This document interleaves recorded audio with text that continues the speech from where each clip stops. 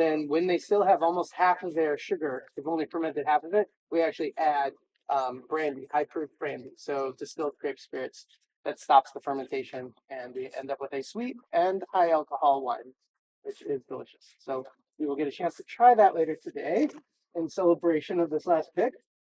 But so we're gonna just start, probably grab 2 buckets each, start going down here.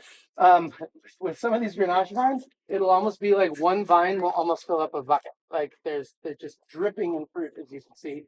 So these are head trained vines, right? So they're a little harder to find. So just make sure that you've gone all the way around each vine, that you're not leaving any on fruit on the vine, with the exception of sometimes there's these second fruit. It might even still be slightly green. There's still some green. And don't harvest that.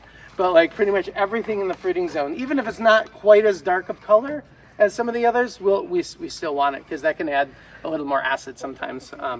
But yeah, so you'll just carefully, don't cut your fingers. It's easy to get so like distracted with like what you're doing and you forget that your fingers on the other side. These snips are really